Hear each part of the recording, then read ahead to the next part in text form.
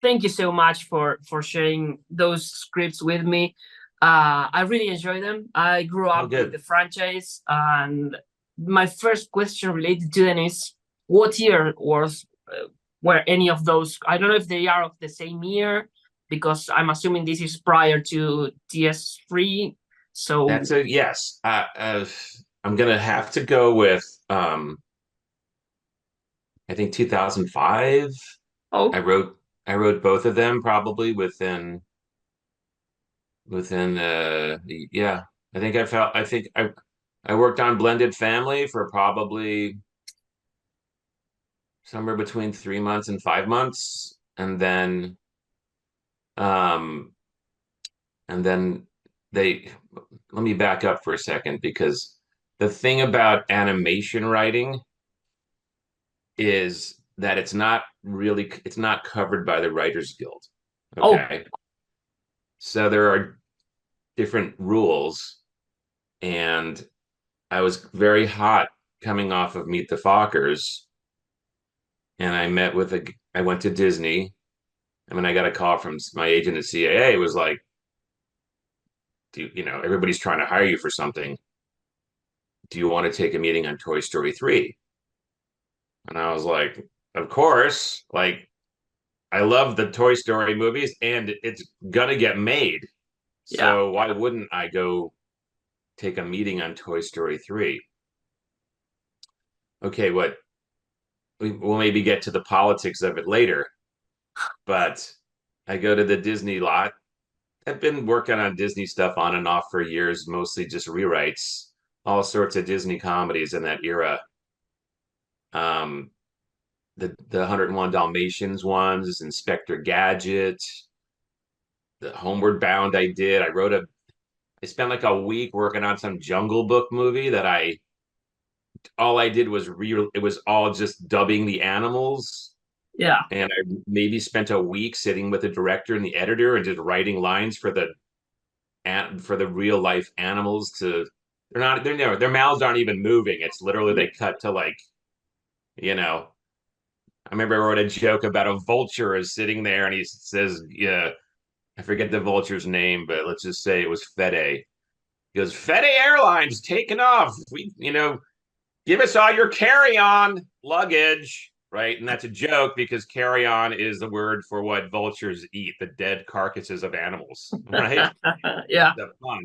But I mean, I'm writing jokes like that. Anyways, I wound up getting a credit on that movie, Jungle Book 2, Mowgli's Story, for like I still get residuals for that. It was like a week of my life. So it's a weird business. Anyways, I'm very familiar with Disney. I go over there, I go to the animation building.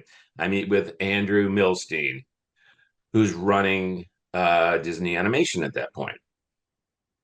And I just sit down and it was like the easiest gig I ever got. Like he literally just said, we really like you. We've got some ideas for some Toy Story movies.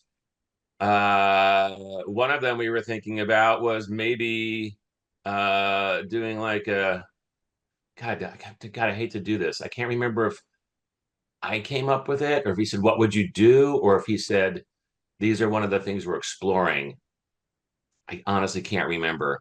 yeah, But the whole thing was like, because I remember thinking as I was going into the meeting, I got to bring him something. This is probably what happened because they generate so many ideas, the development executives, and I think they said, what kind of things are you thinking about? Which is what you would want to do, by the way, if you're an executive and you're meeting with a writer of some experience and stature. Don't tell them right away what you're thinking. You ask them what they are thinking. What do you think Toy Story 3 could be? Because yeah, they may come up with a brilliant idea, right? Maybe they had some ideas driving over. Maybe they just the second they heard about the meeting, they started thinking about it. So it's very smart to go open ended on the questions in the meeting, right? So I think how it went was they asked me that, and I said, you know what I've always kind of wondered, me and a lot of people, is where is Andy's dad? Right? There's yeah, no dad. And it's like Disney's famous for not having moms around. There's no dad in Toy Story. So you kind of got to believe he's dead because I don't know. There's just no mention of the guy. I don't know. Um, and and then at some point, one of us went into the whole, oh, interesting. Either Andrew may have said, oh, well, we've thought about that as well, and we were thinking maybe we would do a story about, you know, his mom meeting somebody, and then the toy and who has a child, and then I honestly can't remember who, but we were immediately riffing on that.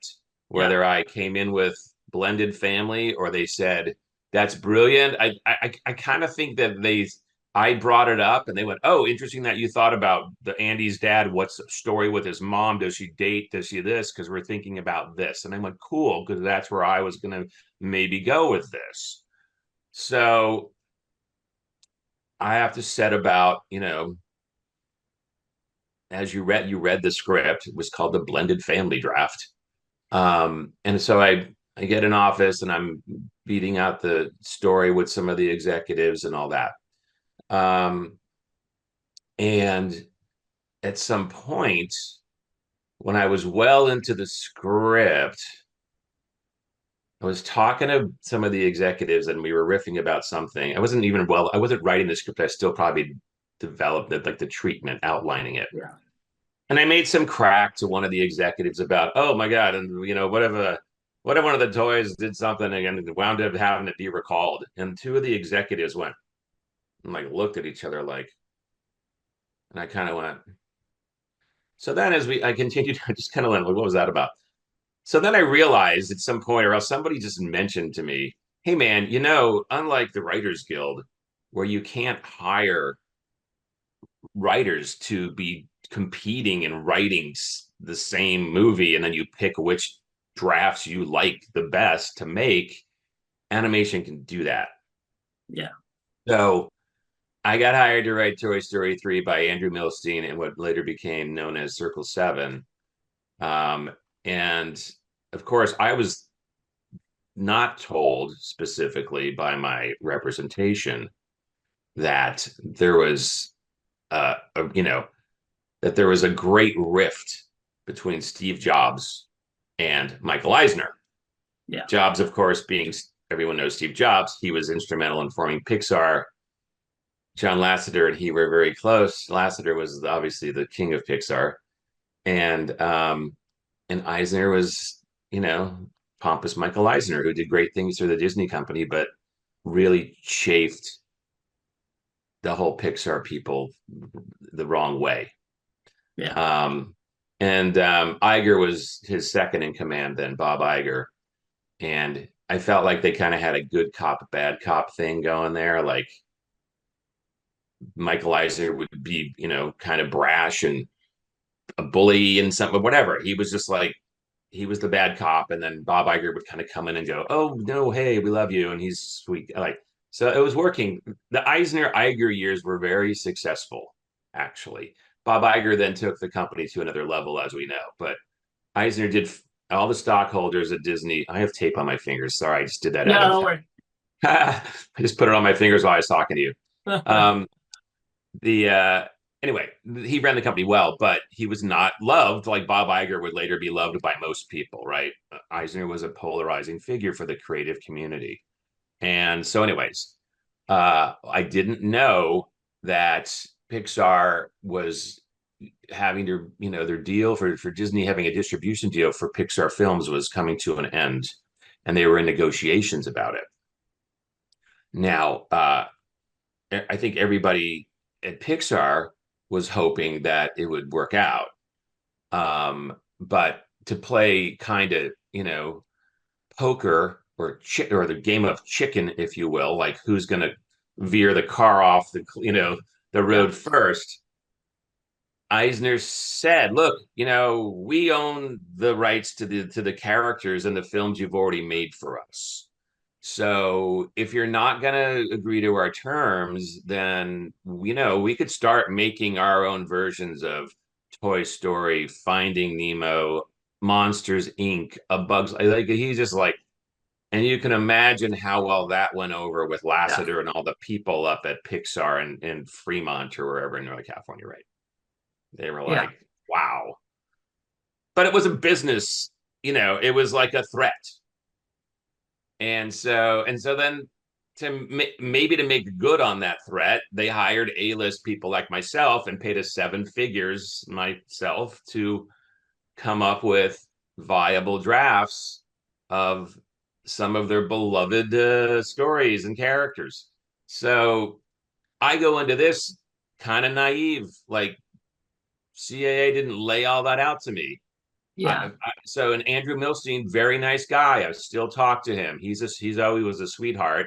He was just, doing the job he was paid to do. And he didn't, I think he would have been foolish in some ways to spell out to every writer that he was meeting that this could potentially turn in, it could go sideways depending on how the Pixar Disney negotiations go. Yeah.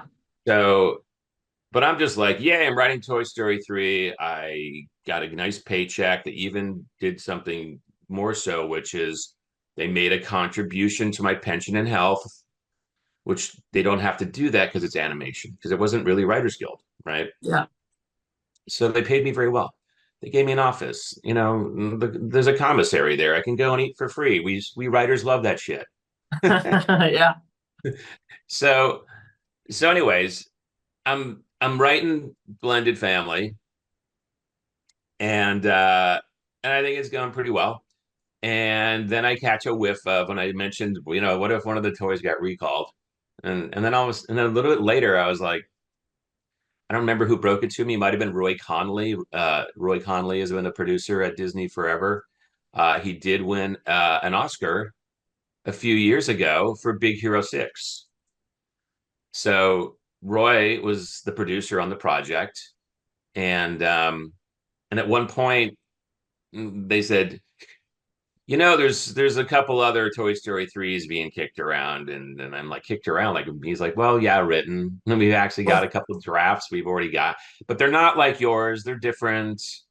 And I was like, oh, okay.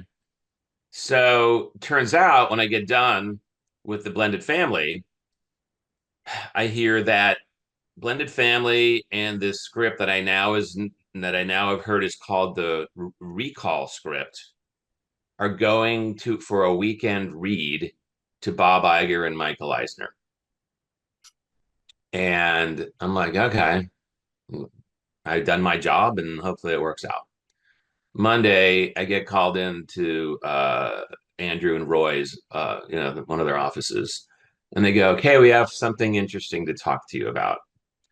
I go, "Yeah." And they go, "Mike, Michael, and Bob read the scripts, and by far they liked your writing the best. They said it was the best script they read that weekend. But from a commercial standpoint, they feel like the Recall script is a better story to tell." Yeah. And I went, oh shit. And then they went, but because you're such a good writer, we want you to do a rewrite of the Recall script. And I went, okay.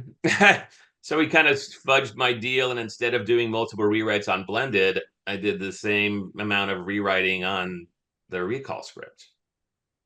And the Recall script that I rewrote, I have to say, I think it was, if you want to do a deep dive, go for it. But I think it was a guy named Jared Stern's script. I don't know what happened to Jared Stern, and I'm pretty sure that's his name. Anyway, it wasn't terrible. It just, in my opinion, it didn't have enough kind of comedy and enough set pieces, and it didn't have the scope of what I thought it should be. Um, I wish I actually could remember how much of the draft that you read is completely mine and how much is Jared's.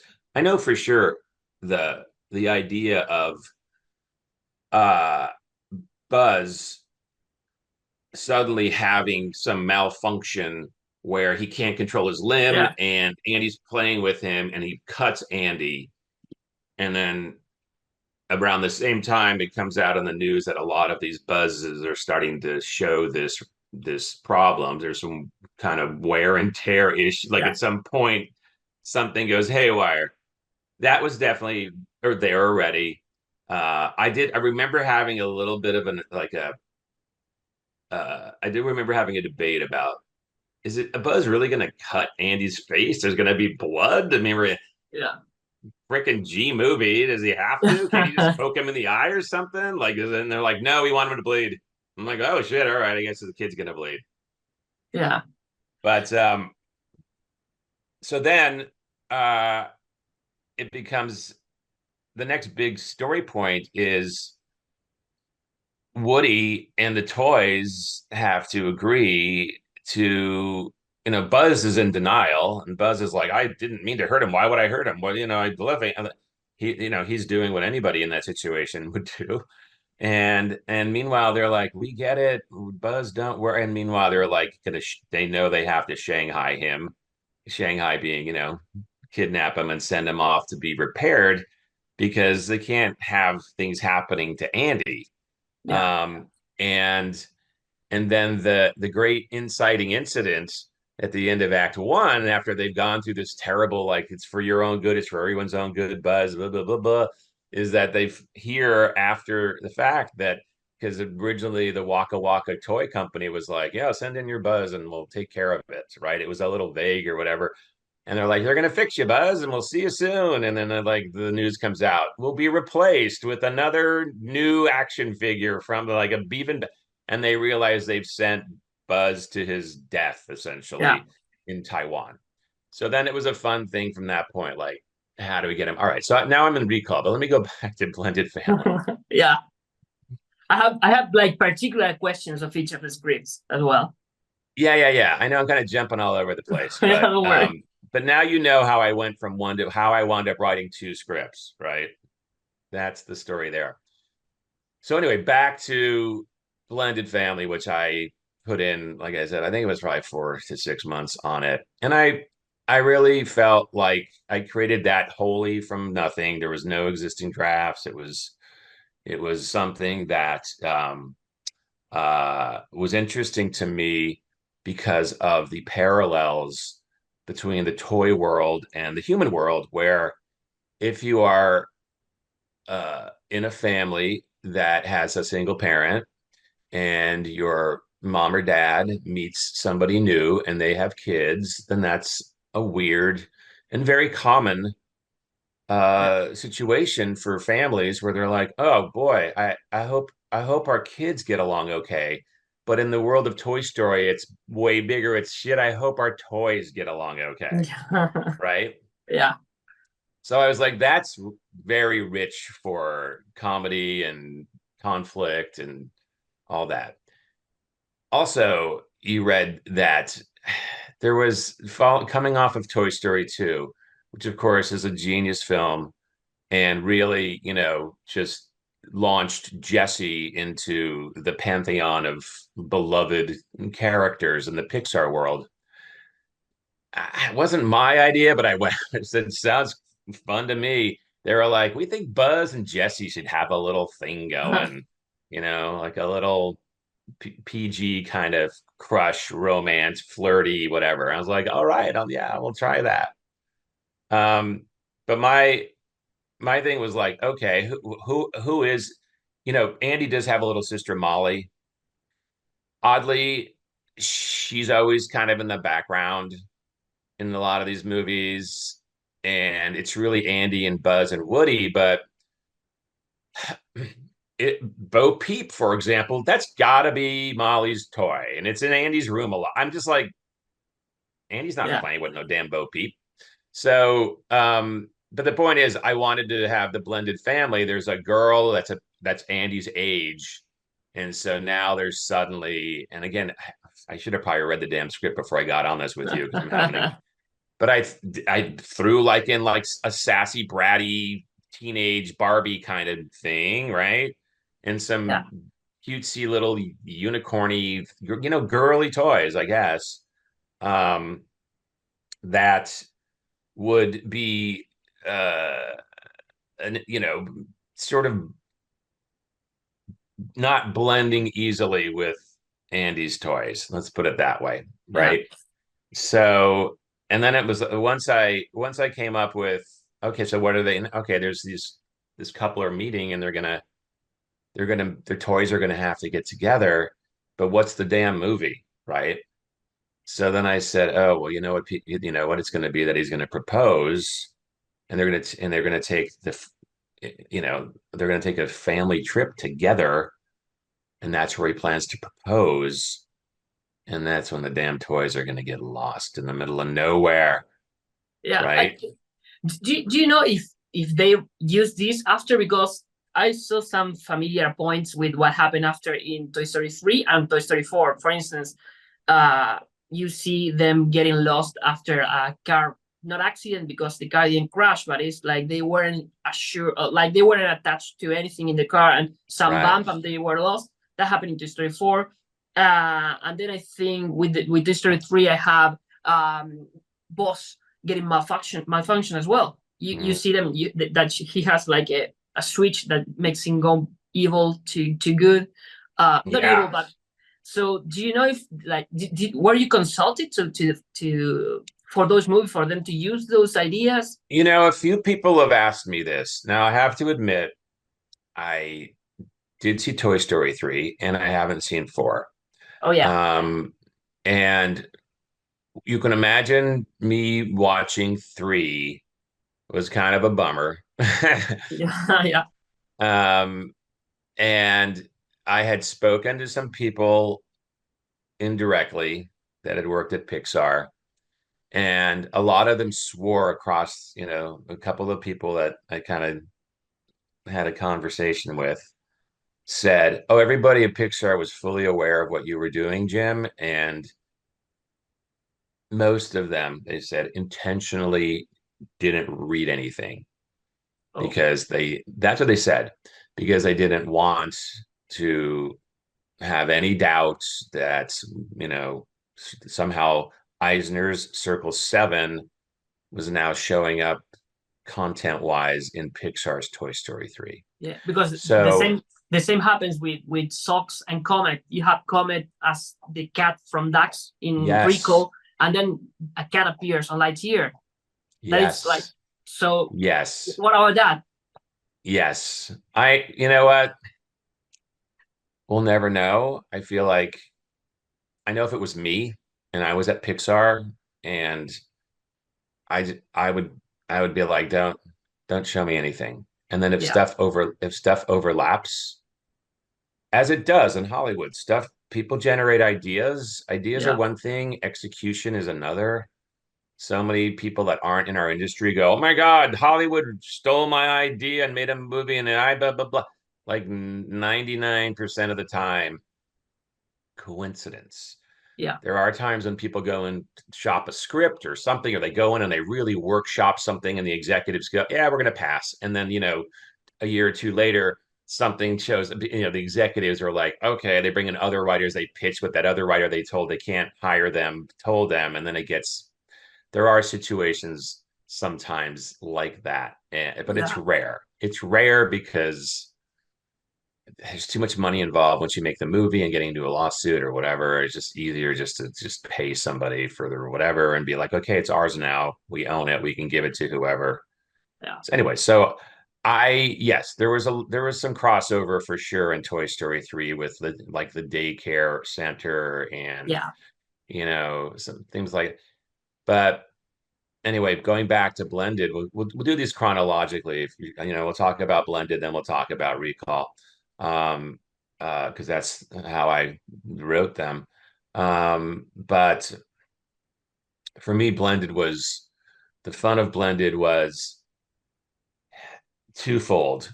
One was, oh my gosh, the toys are separated from Andy and the family in the middle of nowhere in a country where they don't speak, and they're actually in the Yucatan Peninsula, Yeah. where it's very remote, And so the fun for me there was that the toys could meet these other toys and have their own little like civilization where humans wouldn't really factor. And how does that feel for a toy? In many ways, it would be liberating. Yeah. You just do whatever you want. And as you know, the luggage falls off the the resort's transport, whatever it is, and they wind up having to somehow just get out of sight of the highway, and they go into the jungle, and then they come across these, I believe they were toy smugglers, weren't they, or something, or Yeah, they yeah, were smuggling like a statuette. knockoffs, Yeah, no, right? knockoff. The pilot of the plane was smuggling Right, knockoff, but they were right. stealing like antiques. Oh yes, yes. Thank you. Oh my God, I should have read it before I should have scanned it. Okay, so yes. So there's these like sketchy, almost Indiana Jones like bad guys in the jungle who are, yes, who are like looking for Mayan like artifacts and gold, like all that stuff. So that was like very juicy to me. Like that's very movie land stuff. And so, and then in the course of our guys being in the same area, as you know, they come across the crashed cargo plane that was taking knockoffs from, cheaply made China, Mexico, whatever, and bringing them into our supposedly into the US to sell them. And it goes down.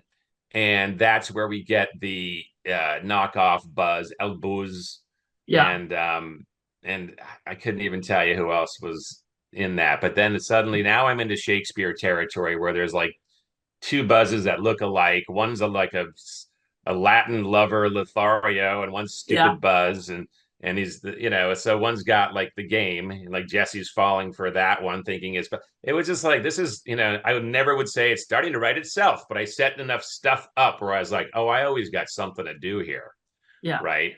And then there's always the still got to get our butts out of here and get to Andy. So, and then there's the whole thing of like Andy's mom and they're gonna get married and then that. So yeah, it was kind of ripe for fun. And when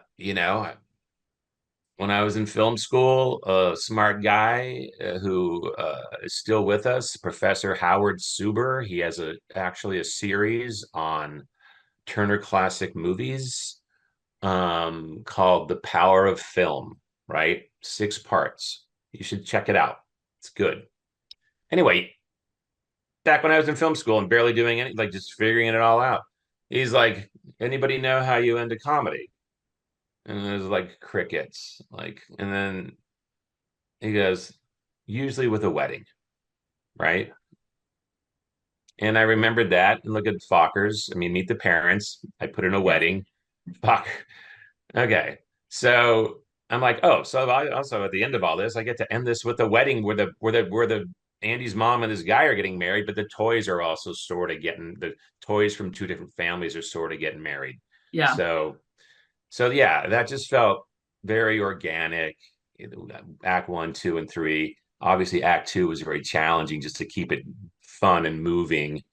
But and then I'll tell you the one thing that got everybody in the heart was because I loved the concept of when Buzz and I mean, yeah, when Andy's toys meet the toys that have lived in the jungle their whole lives and have never seen a human, yeah, they've never been played with. And so there's this like discussion like, are you really even a toy if you've never been played with? Your purpose is to bring a child joy or whoever's playing, like that's your role in life. yeah, And so it's like a what? And then of course, Andy's toys are like, yeah, but we don't have to do the flop and freeze and we don't have to worry about getting like this is our idea of like heaven that we never have to worry about that stuff again. But ultimately, they realize, Woody and it's like, no, you want to be with kids. You want that purpose in your life. And so, as you know, because you read it, I tried so hard to just in passing set up that damn orphanage in the middle of nowhere.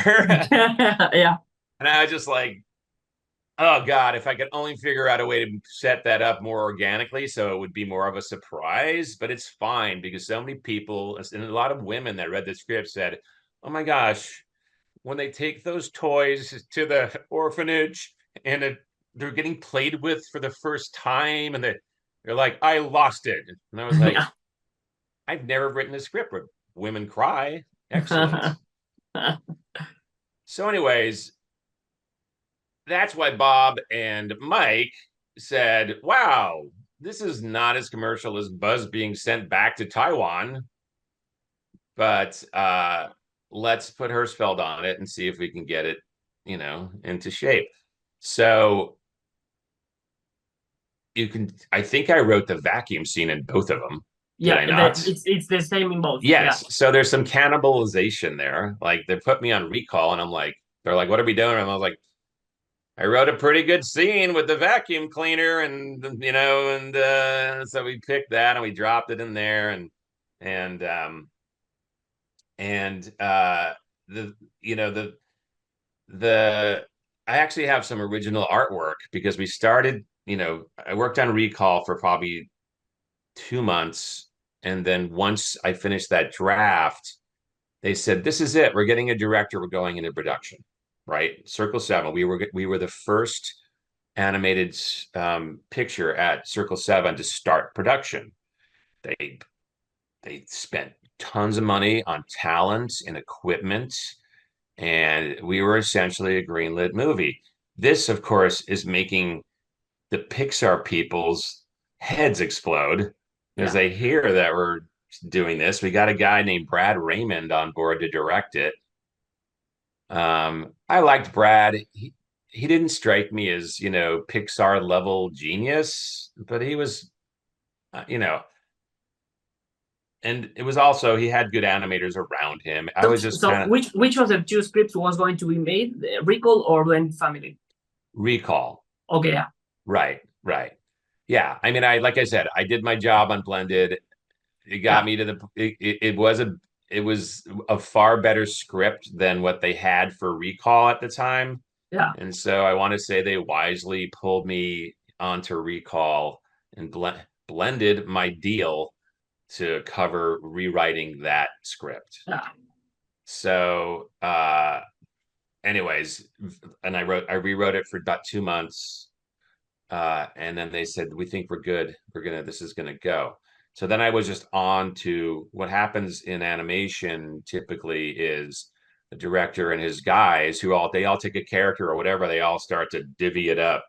yeah, And they do literally like just almost like what I forget what they call it, like, but it's like pencil sketches, like black and white, and yes, they put things on its feet just to kind of workshop and see what works. And so I was there as that started to happen.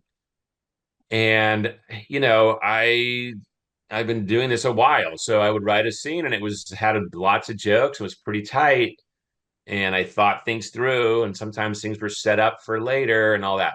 So I remember the first time Andrew and Roy, the producer, said, hey, Brad, the director, is going to be screening some dailies, some stuff for us. We'd like you to come.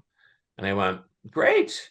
And then as we're heading to the screening room, Andrew goes very seriously, look, Jim, this is a process. And, we let the animation guys kind of, do their thing. And so don't, whatever you see, just like, don't worry. We'll be discussing it all afterwards and just kind of keep an open mind or something. I was like, okay, that was like, just wave a yeah, big red flag in front of me. Because I go in to see the vacuum cleaner sequence that I wrote to start that movie Inland, which had lots of jokes, and the lights go down and they start, and I'm like watching, and I'm like 2 minutes in, I'm like, I don't recognize any of this shit. What's going on? They just all just kind of just thought, oh, I'll try this, I'll try that, I'll try that. It was like very like every like maybe 30 seconds to a minute, it would kind of veer back to what I was doing, but it was just like I was like, wow. So then so it was gonna it's too it was interesting to me. And then we would have meetings and they would kind of say, well, let's maybe try just pay a little more attention to the script and why don't you guys work on that? But occasionally, you do that also because you need the animators who are going to spend way more time doing the minutia and drawing the physical, like they're going to spend way more time on a scene than I did like when I wrote it, right? Yeah. So and they're going to find things, hopefully, if they're talented and funny, that I didn't think of. And so you don't want to just tell them, shoot what's there, draw what's there, shoot what's there. Like you got to give them the creative. They feel more like a team. You put them on it and they're like, oh my God, I came up with this one, like the look he shoots over there that gets a laugh, that was mine, or whatever it is, right? Yeah. And so that's what you want. That's team building. You were Yeah. telling me about the first things that you saw of the film. Yeah. I'm going to show you this in a little while. Hang on. Little visual treat for you. Yeah. Yeah. So anyway, yes, I think it was the fall of 2005. I could be wrong, but I remember it being fall, I think. And Circle 7 was up and running. I want to say there was well over 100 people working in this big block, of offices in Glendale.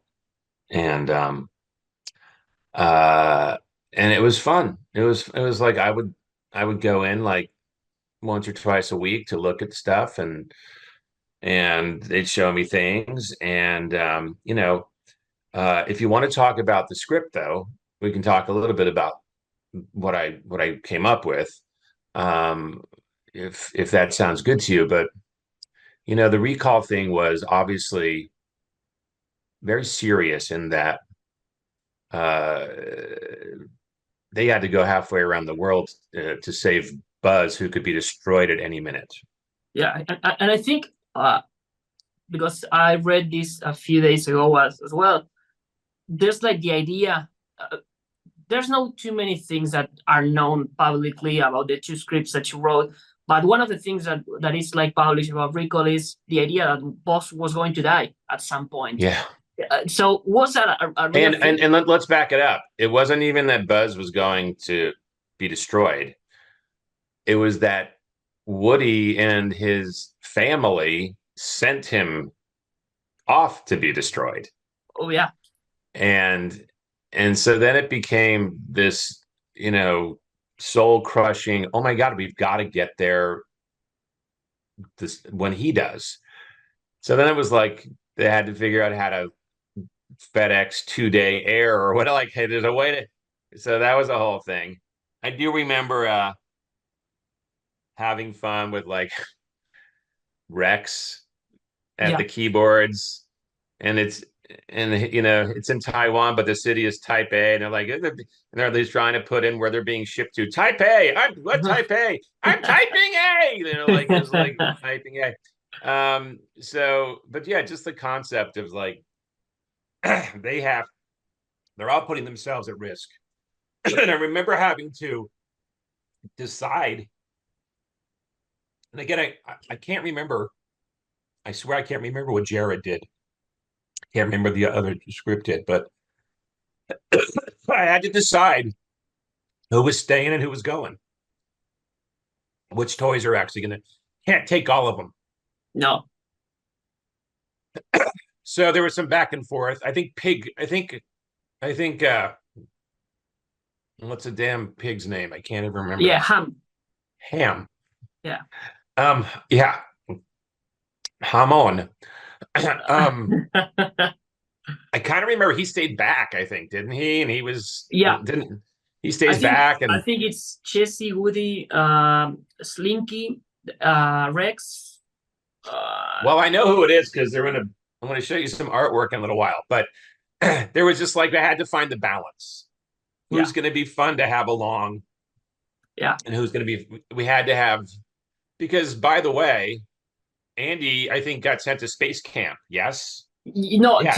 he's going to like And that was a like a summer camp. historical. No, it's not. It's like he's going to learn about history. He's going. Oh, it's So history. Okay. yeah, yeah. I don't know. I thought maybe we sent him to space camp, but No, no. It's that like might be a something whole other related history. to freedom, like to 70 Okay. to US this. history or Yeah, something. to the Okay. beginning of the creation of the country, like it's inspiring the 1776. Uh, Okay. yeah, Okay. So American history. yeah, Weird. That's an odd choice. I don't know. Space camp sounds so much better. yeah, Um, but um, but they had to have somebody back there because Andy's coming back at some point, and his toys are in Asia yeah, with no way of getting home that they know of. yeah, So, and then I love the whole idea of the toy factory and how there's it's becoming a soulless place in that they're coming up with the next big thing, which is named Dax Blastar, right? And that's the guy who has the cat, right? yeah. Comments. And Comet the Yeah, cat. And so it just became like so obvious how that's going to play out because there's all these buzzes that are going to get destroyed and turned, probably melted into plastic and they're going to become Dax Blasters. But just the idea of you know your yesterday's toys what happened in Toy Story 1 that was the main emotional yeah, thrust of that was Woody feeling replaced by a toy that seemed to be more appealing and just had more going on. And so here's Dax Blastar, and he doesn't, he's not screwing around. He's not going to let a bunch of toys come in and wreck his debut. To stop the machinery that's going to make him the best selling, great, the most fabulous toy out there. So that seemed like, well, now who's the antagonist? Of course, the new toy Dax Blaster is our antagonist. So there's enough drama with can they get to Buzz before he's destroyed, but then once they do, which should I always knew that was going to be like halfway through Act Two, that maybe a little farther, but like right around there is when they get Buzz, and then they're like, great, now not only do we have to get out of here and get back to Andy, but there's this crazy new Dax Blaster guy who's after us and doesn't want us to, you know, get away. So that once I figured that, I was like, you're always wondering like what's driving the story? How do we keep it going? And because the characters are great, you can write the jokes all day, but you got to have that engrossing, where's this going to go? And then again, I apologize for not looking at my own stuff before I do this interview. But then they had some kind of like big ceremonial unveiling party, yeah. like his big that was going to happen, and then That's the very last scene. Like this is when Kagoy, I think, is the name of the yes, you know why owner. his name is. I'll tell you why his name is Mr. Kagoy, Why is it Kagoy? because it sounds Asian, Yeah, but it's an acronym, which is actually something that people in the toy industry know of, which is kids are getting older, younger. Kagoy. yeah. Yeah. So I named him Mr. Kagoy. So And I yes, think it's like the big reveal is like I think after they yes, replace his chip, and yes. yeah, and we learned that Dax is also a transformer, or like kind of a because he transformed into a bike, Hmm. and that's the pursuit sequence of Yes, the yeah. yes. So Kagoy is like, I always looked at Mr. Kagoy. Somebody had to create Buzz, right? And it was Kagoy. So it's like Pinocchio and Geppetto, Yeah, right? Frankenstein and his monster, but in a nice, sweet way. And yeah, Kagoy has been shoved aside. by the guys who just want to make money, right? So you got the commerce versus the art and that whole struggle. Yeah. And I mean, look what happened with Circle Seven and Pixar. There's the commerce and the art. It's all And it very happens with meta, movies too. It's like you have the art versus like franchises and right? trying to, yeah. So, so that was what I thought would inject the heart into it. Was there's an old guy, and he's maybe the only guy on the planet that we're aware of that knows that the toys have a life. Yeah. It's like I see dead people in the Sixth Sense. Yeah. He's like, I see toy people. He has the ability to like and so that was just like you know kind of like this Zen Asian guy who's you know he's mystical in that sense. And then it's all about getting out of there and not letting Dax stop, Yeah. get in their way, and then his big unveiling goes sideways. But let me show you something. In between that, as you know, by the time they get to the city of Taipei and have to get to the Waka Waka factory, there's all sorts of chaos just in the streets and the Uh, just trying to get point A to point B. And you remember where they at some point wind up trapped, as we discussed. This also shows up in the Toy Story 3 that hit theaters is a daycare center. But where was my daycare center, yeah. Fede? It was in a building, I think. In It a was on the in the it was at the time the tallest building yeah. in the world was in Taipei, Taiwan. Yeah. And so at some point, Circle Seven did this scene that I wrote, and they made the artwork for it. And when we shut down, I'm like, "You guys, give me some artwork from something Yeah. I wrote." So this is that. This, hopefully, you can kind of see it, Yeah. I think I right? get, yeah. Oh my God. Yeah, there's a little bit of reflection, but Yeah. this I is remember the this is sequence with the the tallest balloons. building in the world. Yeah. This is our gang with Buzz notably missing because he's still at the factory. They haven't got there yet. But Yeah. there's Woody and Ham and Potato and Slink and Woody's horse Yeah. and Rex, Bullseye. Bullseye, yes, and Jesse. They're Yeah. all in there, and there's these big mylar balloons with Asian writing on them, and they're in a little kid's toy shopping cart that's being propelled by a bubble maker that has a and it's all about them escaping from the about the top floor of the world's tallest building in a bunch of toys using balloons that they took from like a kid's leftover birthday party. Yeah. And yeah, and that would have been a great cinematic moment. Yeah. Yeah. Yeah. I really like saw the two films, even though I was reading them like because I know the characters, so it's easier to imagine what's For happening. sure. For Uh, sure. but so when did this movie like was canceled? Like when did they cancel the movie? Well, like I said, we had 100 and something people working every day, 5 days a week or whatever. And we had we we knew that they were still batting back and forth what's going to happen with Pixar and distribution and Disney and the whole time I was like this country bumpkin like I just kept thinking, hey, when are the guys from Pixar going to come down and we're all going to be friends and they're going to read what I wrote and we're going to blah blah blah. And then we just like Yeah. after a while they were like, no, Jim, it's not. It's Yeah. it's very acrimonious. There's no love lost between these two.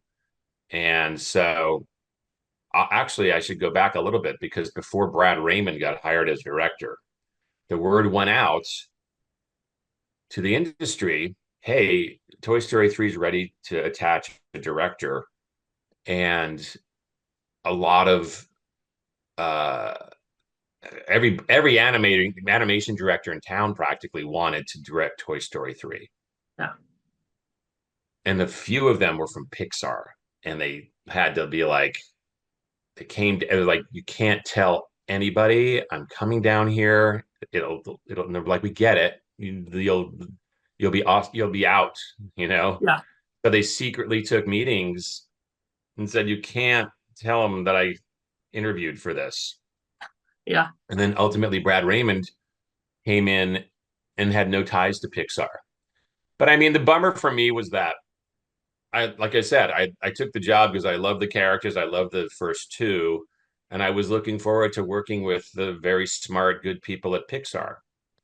And so when I found out it was this whole political thing, I was like, well, it's too late now. Yeah. And so anyway, so we were I believe it was 6 months into production. They had spent upwards of $20 million. And then finally, Pixar and Disney figured it out by what happened? Disney bought Pixar. Yeah. But Pixar said, now we're all back in the same family and now we're running everything, and Circle 7 is being shut down immediately. Yeah. And that was it. Pixar spoke, Lasseter spoke, Yeah. and it was just like everybody in all these projects, all the other scripts that they were doing, whatever, the second Monsters Inc., the second Dory, the second Bugs Life, or whatever they were doing, just everybody just got, it's over. Yeah. Drop everything, you're done. Well, I want to ask you about a few things that happened in those scripts. The first one is you mentioned this, and is that being dead. How did, because this is like, it's filled with theories about what happened to his dad. There's like a big one telling us that he had polio and he died because of Polio. his, yeah. There's like lots of details that lets you know that he had polio. Like the glass, there's a picture in the first one near the stairs, like you can see him having glasses, and that's like a sequel of having, like there's too many things. But who did you tell this idea of him being dead, and how did they react? Uh, you know what? If you're going off of, I know what you're saying is that there's so many people that put every Pixar movie under the microscope and they look for the, like, oh my God, Yeah. if you look closely, here's, there's Dory in A Bug's Life, whatever. Like, look, they're always crossing over the multiverse kind of thing, right? In very little Yeah. Easter eggy ways. I get you. But you have to remember that I was never in a meeting with anyone from Pixar. Yeah. So when I was pitching to Andrew and saying, you know what, we never really got an idea of where's Andy's dad and what the story is and all that. Is he and and and and I never said it in the blended script what happened to his dad anyway. Yeah, yeah, I yeah. don't think Yeah, it I says like, left it no, open. it says like it says that he's dead. Oh, it does. It does. Yeah, Okay, yeah, I yeah. couldn't It says remember. like, it's like I think Andy's talking with his new stepsister, and he's telling her like Okay. or like someone is telling like, they don't talk about it anymore because of Oh, like okay. too I mean, harsh. great. And I can see why I did that maybe because it's just cleaner. Yeah, It's cleaner. And if you're going to do X amount of Toy Stories, then it's like there, you probably have heard of a TV show that ran a long time and then they made movies about it, kind of goofing on it, the Brady Bunch back in the yeah, 70s, right? That was the man with three boys and the woman with three daughters. They get married and they become the yeah, Brady Bunch. And what's funny is back then in the 70s, even though the divorce rates were spiking in America, it was still not ready for prime time to have children of divorce and all. So yeah, they didn't ever talk about it on the show, but it was like, oh, she's a widower and he's a widower and she's a widow. yeah, Done. But what's funny is if you think about it, really, like that show ran for 7 years or whatever, and there was six kids, and no one ever like stops and goes, "I miss dad" or "I miss yeah, mom." Right? It's just like yeah, never.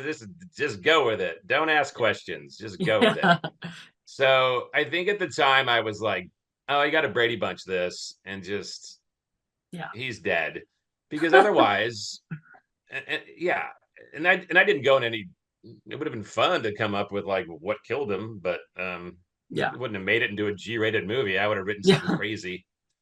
Um, but yeah, he died doing way he was found overdosed on blow in Vegas and under some 200-pound hooker that we think smothered him with her breasts. Like, I would have written Yeah.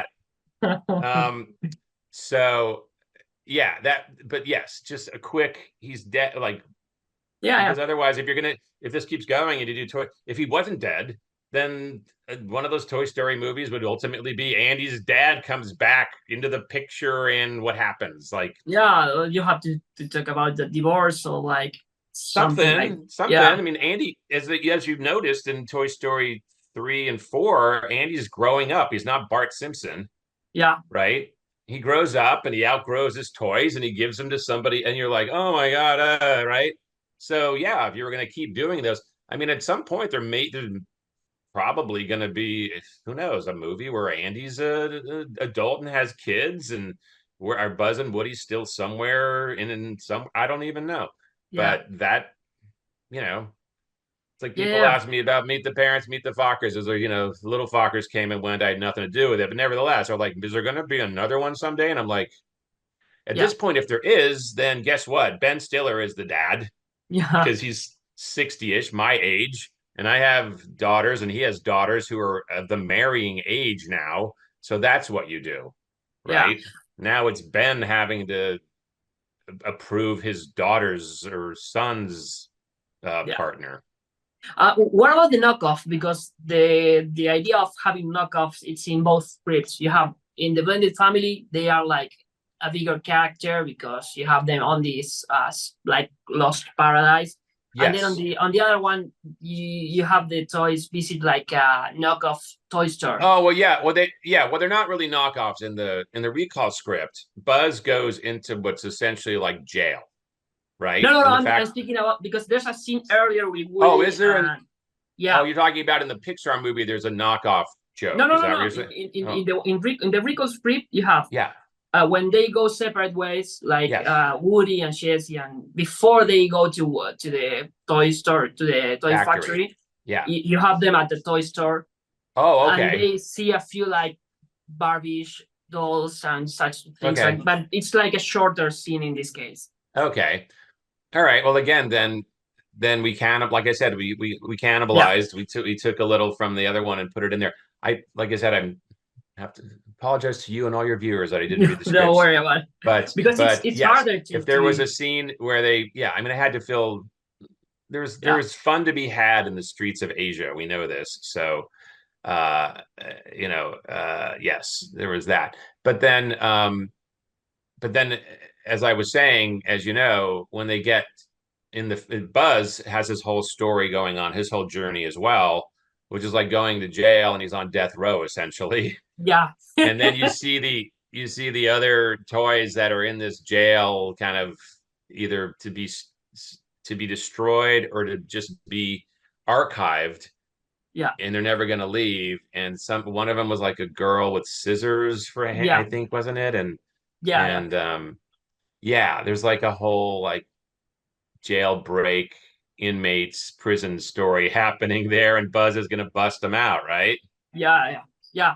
And the other thing is this was going to be a holiday film, is accurate because I think the main thing is they are like thinking of Christmas, like of which were you aiming for a holiday movie?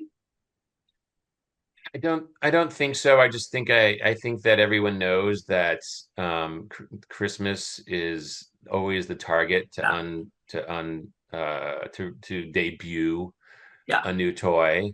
yeah. Look at Apple, who we know is involved in Pixar and killed Yeah. 777. They always debut all their new Apple I'm stuff sorry in about September. So yeah, they Apple everybody puts their stuff out in September, October for Christmas. So yeah. And now it's funny because whatever. Christmas is not a universal holiday. Um, it's very in the Catholic world and the Christian world, obviously it is, but you know, all of Asia and Africa and the Middle East and stuff. I don't know what their holiday season is, but Yeah. anyway, yeah. But What yeah, what about because I have like something written here is like I think the blended family is more like family oriented, like not because it's oriented to family, but the story, the plot is family oriented. You the main hmm, thing you are discussing is a blended family, like a modern family, and the other yes, one is more like the classic Toy Story movie with revolving yes. around toys. There's not much revolving around like or human beings like No, in the other one. you are very correct in that the recall script exists. The stakes are only about saving Buzz, and Yeah, then everybody else in that universe is a toy, and it's about yeah, trying to ensure uh, their existence or their dominance. In Dax Blaster's case, he wants to be yeah, the big toy. So, so yeah, I mean, of course, there's human elements, but very little. If it wasn't for Kagoi, yeah. But he's like a huge presence because he can speak to the toys and he knows that yes, they are like. So, yes, did you have any pushback because of these new rules? Because toys have rules, and it's the yeah. main one is you don't let no human beings that you are alive. I got no pushback there. I mean, I Yeah, like I said, I feel like I set it up yeah, to, and I'm trying to remember if any of the if Toy Story 3 or Toy Story 4, if there was ever a moment where the toys said, for the greater good right now, we're gonna have to break the rule real quick and yeah. do something. The blended family, you have that one when they I like have it too. there's like an ant sequence where all the toys try to grab the and there's like a final scene with the Yeah, two smugglers like in a that's right. That's right. yeah, Yes. So in they a have psychiatric to, ward. Yeah, yeah, yeah. And it's funny because I didn't get, here's the thing also about blended family. With the script that you read, that's really just a first draft. Okay. oh What I mean, I tend to write strong first drafts, but point is, I didn't really get notes on it because they gave it to Iger and Eisner and they said, we love it. We're not making it. We want him to do the other one. yeah, So as far as getting pushback for anything specific in yeah, blended family, we never yeah, got far enough along to sweat any of that. yeah, yeah, yeah. It became like a great writing sample to put me on recall. Yeah. Okay. Well, and the final question is like, we are going to have Toy Story 5, and Yeah. I'm guessing because of all the things that you've said to me, like that you have nothing to do with it, and like there's no reason to think of any of those things that I read on those scripts are going to be made. But which film do you think is more possible to be done nowadays? Recall or in the family? Well, honestly, I don't I mean this is your world of, online movie fandom, blogs, research, Yeah. interviews, all that. You know the landscape way more than I do. Yeah. Although at some point, I would say with like in like the last 4 months or 5 months, somebody I couldn't even tell you who shot me a link to Screen Rant, I think it's called Screen Yeah. Rant, Yeah. Yeah. who said, and I don't even know how they got a hold of my stuff or who hipped them to it or whatever, but they're like, Toy Story 5 has to be made, and could Herzfeld's Circle 7 draft maybe be it? And I was like, works for me. Yeah. That'd be great. Yeah. But to answer your question, I mean, look, it's like I said, I will bet my eye teeth, as they say. I will bet anything that just like when I was in a meeting at Circle 7, riffing with the executives and said, oh boy, what if a toy got recalled? And they went, oh shit, because I thought of it on my own. They had already thought of it. And I'll bet you before anybody anywhere, there's people at Pixar probably had somebody gets recalled. Now, if you think about who's getting recalled, the obvious choice is Buzz. Yeah. Woody ain't getting recalled after Yeah. what the company that made him is long gone. Yeah. And Buzz was also proud to say he was, made it was already Waka Waka already existed, and I think it was already said it was in Taiwan.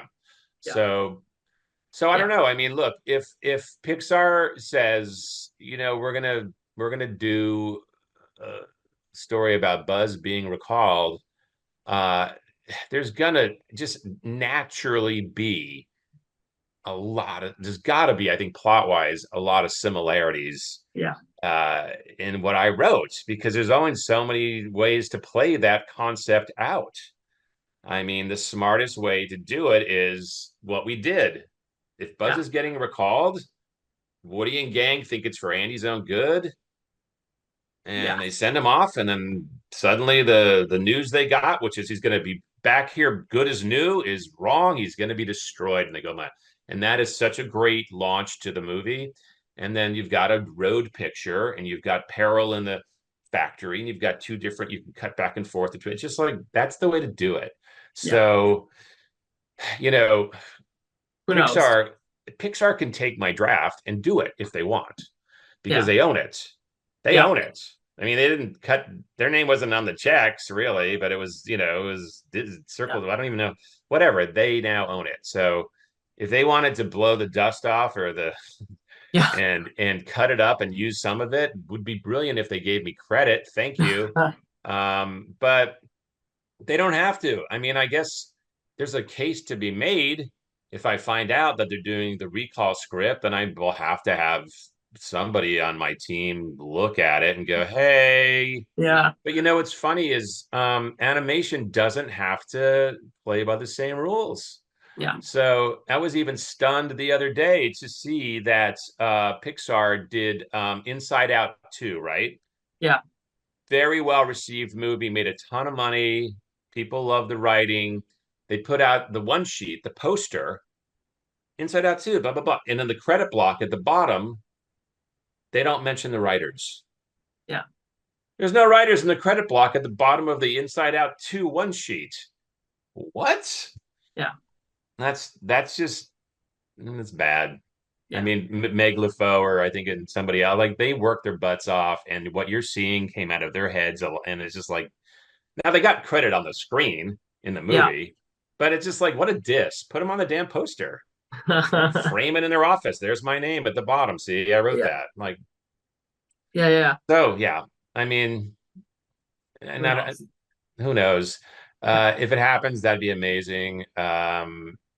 And but I also don't have any bitterness about any of it. I'm a little sad that it kind of turned out that way, because I was playing a very hot hand, as they say, after Fockers. Like anybody was going to hire me I had my pick of the litter, like as far as projects go. And for all the reasons I already said, I said, oh, Toy Story 3, how can that lose without? So if I Yeah. had to really point a finger at anybody, it would have to be maybe my agents, because they didn't push Yeah. harder and go, Totally. what's the deal? But you know, the thing is that everybody will tell you that has done. I mean, I worked for 35 plus years. I'm still working on stuff. That some of my best work is back in the closet behind me that I got paid well for that never got made. Guillermo Yeah. del Toro says the same thing. He goes, some of my favorite projects and some of my best work is on a shelf there, and it will maybe never be seen by anybody who doesn't pick it up and read it. Yeah. So that's just how it goes. I Yeah. mean, It's rules of the game. yes, sir. Yeah. That's for sure. All right. Well, Well, I hope this has been good for you. yeah. No, it's gonna take a while to Edit it. edit it. Yeah, but it's like super informative, and I think I have the core parts of like why it didn't get made, how it's going to be, and I feel like little bits of it for social media. So I want to thank you so much for giving me like Sure. almost an hour to talk about, more than an Great. hour to talk. Great. I'll Thank tell you you so one much. last thing real quick, because people Yeah. like to hear about this stuff. But while I was working on it and before the Pixar Disney merger happened, I mean, yes, it happened. And essentially Pixar said, all right, well, we're running everything now. And I ran into Tom Hanks. I worked on the movie called The Terminal, Yeah. that he did, and Spielberg had me write a bunch of jokes for that, and so I wound up going to the set, and I wound up going to the premiere, and so and there was a couple times I ran into uh, Tim Allen. Tim Allen, Yeah. ran into Hanks, ran into God, the guy who plays Ham, whose name escapes me, Oh no, I. John something from Cheers. Oh, Anyway, the guy who okay. plays. I ran into all these guys who are in, they're the Toy Story guys, and I'd go, "Hey, my name's Jim Herzfeld, and I'm working on." I remember going up to Hanks, and I go, "Yeah, I just wrote Toy Story 3," and he goes, "You what?" And I go, "Yeah, I Yeah. just wrote Toy Story 3," and he goes, "You did? Wow, okay, great, that's interesting." And it was like this awkward, like, because they were talking to Lasseter, Lasseter Yeah. would be on the phone with those guys, and I mean, Hanks being Hanks, he's political and sweet. He doesn't like, oh, well, Lassiter and everybody's going to bury that shit, my friend. Like, he didn't say Yeah. that. He Yeah. was just like polite. Well, good for you. Like, Yeah. and I kind of went, okay. But when before I got the news of how it was all playing out, I remember going, it's kind of weird that he has no idea that I'm doing this. Like Tom Hanks and Tim Allen. Yeah. So anyway, Yeah. that was just like a little. I crossed paths with Buzz and Woody, and I told them what I was doing, and they kind of went, "Oh."